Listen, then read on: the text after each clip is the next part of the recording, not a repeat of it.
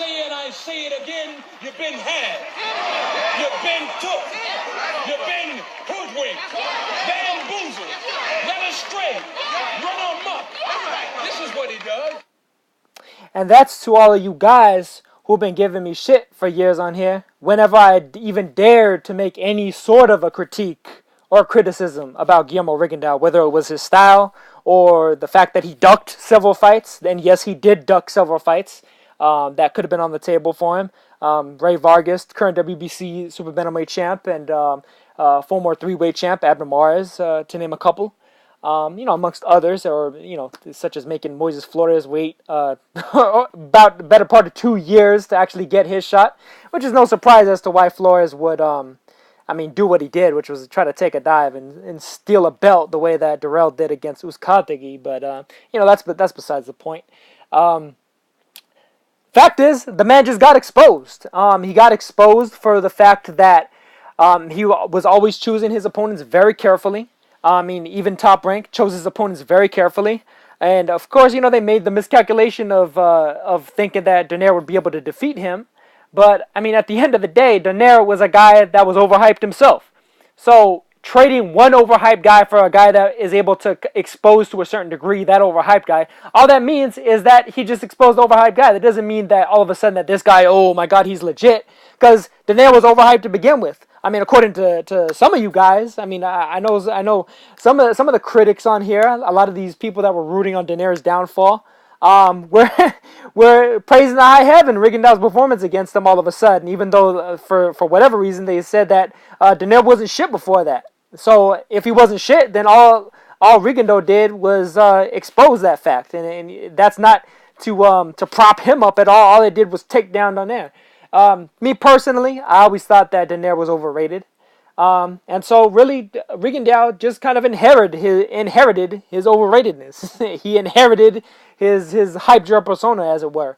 And in spite of the fact that, HBO and Top Rank, pretty much didn't exactly do the best job with him after that, and helped to kind of stand in his way as a roadblock, so to speak. After he left both Top Rank and HBO, things really should have gotten better for him. He signed to Rock Nation.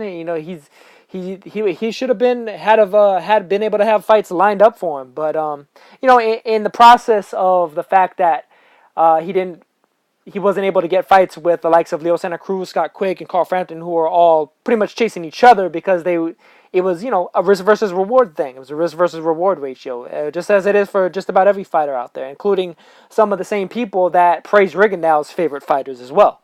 But when it came to Rigondeaux, getting ready to potentially fight the likes of other top contenders, top prospects, guys that were in his position before, that wanted their opportunity at greatness. The same shot that he got against Ricardo Cordoba, the same shot that he got against Rico Ramos, the same shot that he got against Donaire Donaire to get those titles that he wound up winning for himself against those three fighters. He wasn't willing to pay it forward. He just wasn't. He wasn't willing to do that. When it came time for him to potentially sign with somebody like Al Heyman with the PBC, and it would have meant that he would have had to actually fight legit opposition, the likes of Escandon, Flores, Gary Russell, and he would have been able to potentially get fights with Leo Santa Cruz, Abner Mares, for instance. Abner Mares, who himself, like I mentioned earlier, like I alluded to earlier, said that he'd be ready and willing to fight Rigondeaux after Rigondeaux upended Donaire, who had previously, Golden Boy had given Donaire, a $2 million offer, and Donaire turned it down to fight Rigondeaux instead. And then after Mares knocks out Ponce de Leon, after initially Rigondeaux saying that, he'd move up and fight Mares, all of a sudden it's like, no, he has to fight me at 124, and then it becomes, no, he has to fight me at 122. That's a duck, period, point blank. He just decides to fight the James Dickenses and the Adrian Franciscos of the world. Guys that aren't even fucking top fighters in any weight class whatsoever, and people giving him all this credit, like, oh my God, he knocked over, he broke Hisashi Amagasa's face, and oh my God, Amagasa's so tall, tall weight drained fucking featherweight that normally never fights at super bantamweight to fucking begin with, and he got dropped by the damn guy. Then Amagasa never even had any damn punching power. But here against Lomachenko, I've been saying it for months on end, if not for years on end. And definitely ever since this fight was called for Rigondeaux versus Lomachenko, I knew Lomachenko was going to beat him with ease, and I even said it. I said it going back a while now. I can't even remember the first time I straight up said that the Lomachenko versus Mariaga fight will have been more competitive than the Lomachenko versus Rigondeaux fight, and it absolutely was. Mariaga at least made Lomachenko pay for that bullshit that he was doing. The showboating or whatever, and the bullshit little pivots that, all these Lomachenko retard fanboys like to praise him for. Can't get away with that stuff against somebody that actually knows what the fuck they're doing. Period, point blank. It's just funny, man. It's just funny because I knew this day was gonna come. I knew it was gonna come as soon as he finally stepped up and fought somebody worth a shit. And it just turned out to be against Lomachenko, another guy that's frankly overhyped. He was, or at the very least, is kind of starting to live up to some of that hype. But he's no pound for pound number one. He's not even pound for pound top 10. Period, point blank. He's not. He's the guy that is at best right now second best fighter at 130 pounds, and really, before Machado managed to upend Jesús Corrales, was the third best fighter after Corrales and Miguel Berchelt. Blatantly ducked Berchelt. Berchelt went on to fight Francisco Vargas, a real fighter who actually stepped up the plate and fought a dangerous knockout artist in Berchelt, and Berchelt dethroned him. For what it's worth. That's just the way it was. Vargas actually drew against Salido. He didn't get fucking dominated by him the way that Lomachenko did, and then needed Jim Lampley to craft some bullshit ass narrative about low blows in the aftermath for people to act like Lomachenko got robbed or some crazy bullshit. But yeah, it's just funny to me, man. It's just funny, especially because a lot of these jackasses that have been praising Rigondeaux all these years and that are even praising Lomachenko now, are people that were vehement, that used to shit on a lot of these other fighters at the lower weights. They used to shit on Chocolatito. Oh, he's no pound for pound. Oh, he's no pound for pound. And you're like, fuck out of here, man. Chocolatito's done more than both of these two motherfuckers put together times 10. Not only that, likes of even Kazuto Yoka, man. Kazuto Yoka, Dani Nietes, these guys that are willing to go up above and beyond, dominate their weight class, dominate the next weight class up, then take it up another level, dominate that weight class. And then like Chocolatito did, eventually came across, two elite prime level guys in Carlos Cuadras and Suiza Rungvisai. And, in the process of getting ran back to back against guys like that, to not even mention the likes of, former lineal champ Akira Higashi, 3-weight champ as well. Brian Valoria, McWilliams Arroyo, who was really the uncrowned IBF flyweight champ. Eventually those fights can take a toll on you. And, he went out like a true G. He went out like a true fighter. Went out on the shield after it took Suiza Rungvisai 2 tries to get him out of there like that. He didn't quit. He didn't quit like a punk. He didn't quit like a bitch. He didn't punk out. He didn't bitch out. So, this is to all you to all you Regan douchebags. To the Lomachenko fans, the man already has a loss on his record to a guy that also lost tonight in Orlando Salido. Shit, at least Miguel Roman actually finished the job. For all you idiots that want to act like, oh, Lomachenko was on his way to stopping Salido. Yeah, even though he never fucking dropped him. Yeah, sure.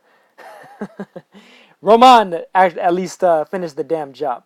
Not to say that Roman is this great like ascendant fighter, but hey, he's a bit like Salido in that way, So it's only kind of appropriate that I guess Salido lose to a fighter that's of a very similar ilk to him. A guy that racked up a bunch of losses early on in his career, had to learn on the job, had to learn the hard way, had to learn by getting thrown in the deep end, and then eventually got a little bit too old, and the younger, fresher guy was able to take him out. Maybe Roman will have some glory days, not unlike Salido did.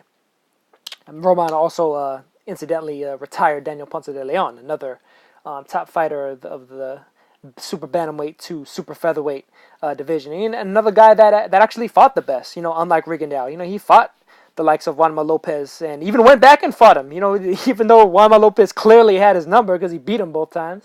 He fought Celestino Caballero, a man that was very, very heavily avoided, a very dangerous fighter, one of the best damn fucking super bantamweights of the modern era, for sure. Celestino Caballero. Man, I could even keep going and going, but I mean, it's almost pointless, man. It's just funny to see all these people all of a sudden making excuses and saying like, oh, like acting like, oh, like, or at the very least alluding to like, oh, like Rigondeaux took a dive, he took money from Bob Arrow, like that makes him even more of a bitch, because then all he's doing is basically bowing a knee and kissing the ring of the man that basically ruined his career and quote unquote ruined his life. And that's how you're gonna go out? You're gonna go out at the behest of that dude? Shit, man. All I got to say is, man, I'm gonna replay this. I'm gonna replay this shit right now. Let me find it. I say it again. You've been had. You've been took. You've been hoodwinked, bamboozled, led astray, run amok. This is what he does. Yep, hype job exposed. Passing the hype job torch onwards and upwards to Vasyl Lomachenko, and I mean that really more so in the weight class sense of it. Lomachenko pretty much did what I thought he was gonna do. He dominated the fight and stopped Rigondeaux. That's pretty much how I saw it. That's how I saw it. Going back for a minute, I felt like Rigondeaux pretty much had two choices. He was either gonna quit, not unlike what Walters did, or he was gonna go out face first, go out on the shield. But hey, he chose the coward's way out, and now it tries to act like he broke his hand. But hey, the unfortunate thing about Rigondeaux is he was a pretty talented fighter, and unfortunately we didn't really get to see that talent at full display because he chose to duck a whole slew of fighters and whine and complain and cry about, oh my God, like, oh, these guys aren't giving me the fight and they're not giving me the purse I deserve. Hey man, should have signed a Heyman. What can I tell you? That's it. That's all there is to it. Lomachenko, where does he go from here? I mean, they're gonna pick and choose his opposition still. He's not gonna fight no Burchelt.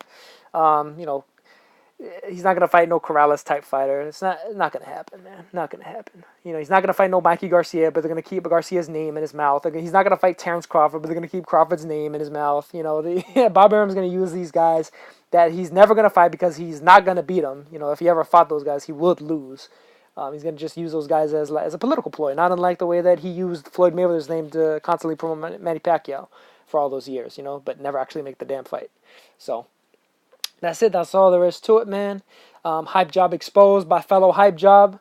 That's pretty much it. And hey, shit, fuck it. I'll catch you guys on the next one. Peace.